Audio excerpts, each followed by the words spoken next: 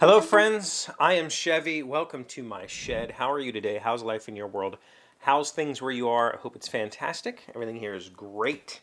And today we are going to finally discuss The Lost Metal by Brandon Sanderson, the final book in Mistborn Era 2. This book is a wild ride. If you read a lot of Sanderson's works, I haven't. Not gonna lie, I've read all of the Mistborn books. Obviously, I've read Secret History. I've read The Way of Kings. I'm most of the way through the White Sand prose version. But if you're familiar with all of that, you will know, or you should know, the fandom has this phrase, this belief, and it's just simply called trust Brandon, trust in the Sanderson. And you kind of have to have that trust in order to read his books. Unlike a lot of authors, Brandon does not give you the details right up front. In fact, he never does. And I would say that Brandon writes mystery thrillers, not fantasy books. He writes mystery thrillers that are disguised as fantasy books. He doesn't give you details until way later. He'll tell you something in the beginning of the book. Guy shows up, has awesome power. That's all you get to know. How that awesome power works, why he has that power, doesn't matter. That has no impact on the story until way, way later when it needs to. So he teases you. He teases you along all the time. And as I mentioned, if you go back and watch the recap of the previous 3 books in this cycle that I did last Monday, I said something to the effect of Brandon puts these teases in. Some of them he'll resolve quickly. Some of them he doesn't resolve until the next book or chapters later or whatever. That's this book. This book is a resolution of the teases from the previous 3 books. But here's the thing, and this is why that trust Brandon thing is so important. The first 2 books in this series, the first 3 books in this series, have much different pacing than this book. There's a lot of setup in those books. There's resolution too, but there's a lot of setup. And so in The Lost Metal, I was like a third of the way through the book before anything started to be kind of realized. And at that point in the book, you're going, there is no possible way he ties up all of these storylines in the next 300 pages. He does. Absolutely, 100% ties them all up in a nice, neat little package with a bow on top and says, here you go, reader. I gave you the answers. And that's the mystery thriller, right? It's really just he strings you along for as long as he can, and then he steamrolls to the end. And that's exactly what this book is. It is a stringing of intricate details, little hints, and then a steamroller ride to the finish where everything gets wrapped up. And it was fascinating. It was fantastic. It was both underwhelming and overwhelming. And I mean that not in a bad way. Like, underwhelming in that some of the events that happen in the book are events that just needed to happen because we had to wrap that up. Right? That's what they felt like. They felt like, oh, I have to close these threads. This thing happens. And not necessarily like a Deus Ex Machina or anything like that. Just something happens and you're like, oh, whatever. Sure. I would say the most of the book is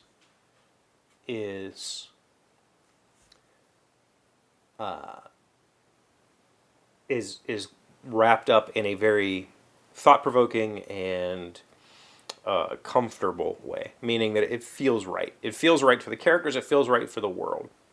There were some threads that are still left open at the end of this, but some that were definitely closed that felt like a little bit awkward, a little bit out of place in time.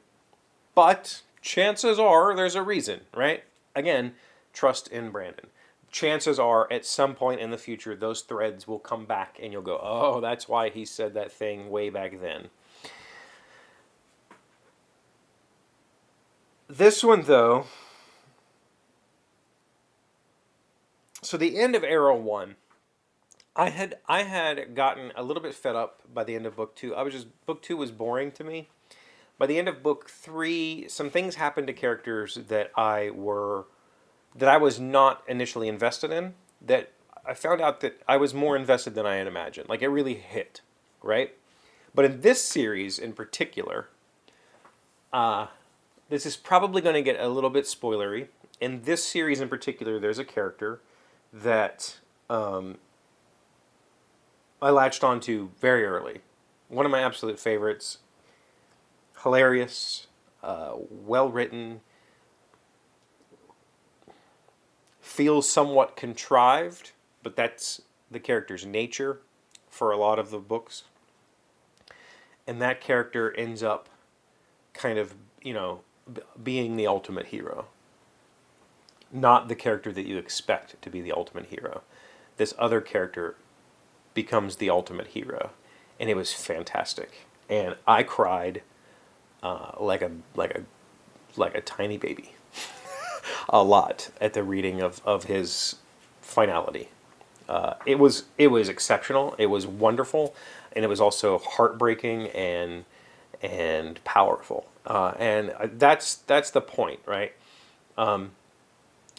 If you try to figure out the story ahead of the writing, you're probably going to be wrong. You're probably going to not get it. Because Brandon will always find some way in world to not necessarily throw a twist at you, but to use the elements of the world in his favor to move the story in the direction he intended for it to go, and you won't be expecting it. He does that very, very well in this. Very, very well. So let's talk about. I love the writing. First of all, I've always liked Brandon's writing style because it's very not difficult. It's just a very simple, easy to read. It's not trying to be fancy. It's just, here's words that will get you where I want you to go. I enjoy mostly, the thing that I enjoy the most, I would say, is his characters. His characters feel very alive. They all have motivations. They all have, their own goals, their own arcs. They have very deep personalities, and they stick to those sorts of things, except for when they don't, because that makes sense in the situation. And a lot of times that is their entire arc. Like he builds these characters that have these traits, or these, I guess, odd behaviors, and he uses that as their arc, and then they grow out of that, break that mold and change into something better. And it's always really fun. Like, it's always an enjoyable ride. No different in this book. There are new characters, and there are that have really compelling storylines, and hopefully we will get to continue to see them in the future. I think we will. But the old characters are preserved in time in this book, because theoretically they're not going to make it to the next series. Okay, all that being said, spoiler stuff. We'll start the spoiler stuff. Man,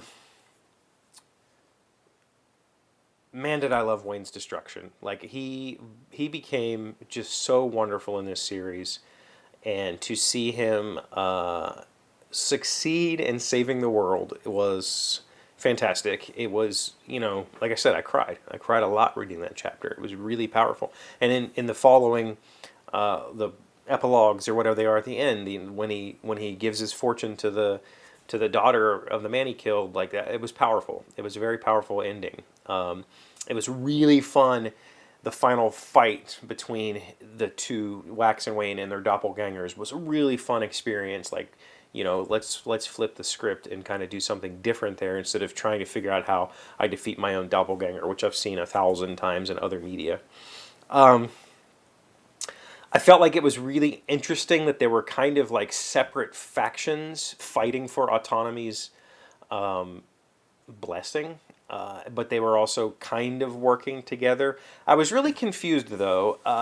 There is an early mention of not an early, but an earlier mention halfway through the book or so. They find a list of people that are suspected to be a part of the set, and of those people, at least one of those names was in the governor's office when they're trying to figure out what to do, and that person didn't bail. And like the whole time, it,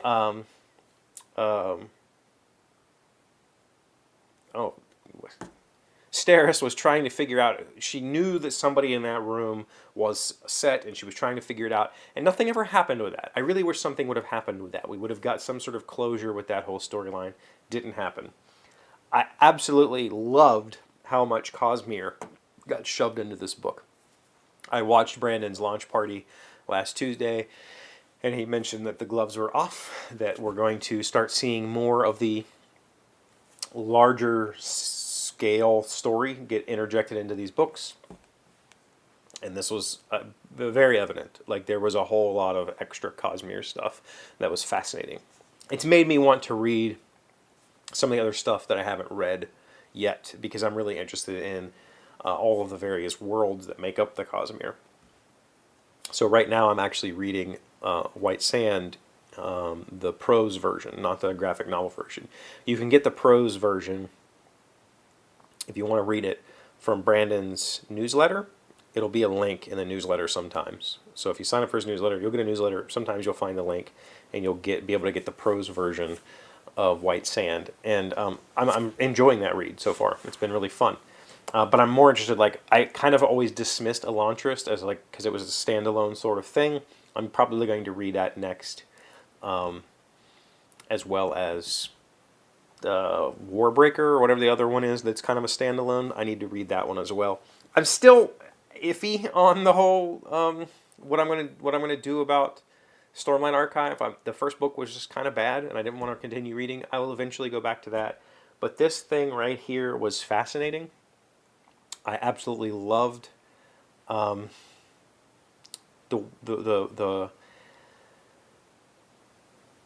struggle for the basin. I wish we would have gotten a little bit more of the Malwish or Malawish, the masked people, the southern continent people.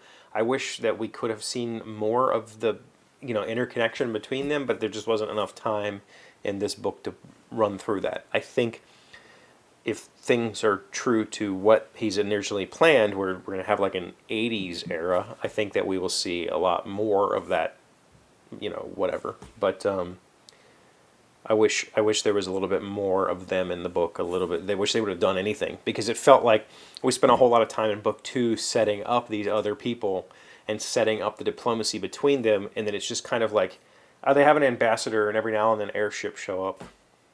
That's it. That's all that's happened. That felt a little weak. But overall, the book is outstanding. It's just a really good time. And if you want to talk about it, please, I'd love to hear what you thought, because I've been on the forums and on the Reddits and Discords and talking about it, and everybody seems to think it was an excellent read, and I agree. So yeah, The Lost Metal. Mistborn Era 2 is concluded.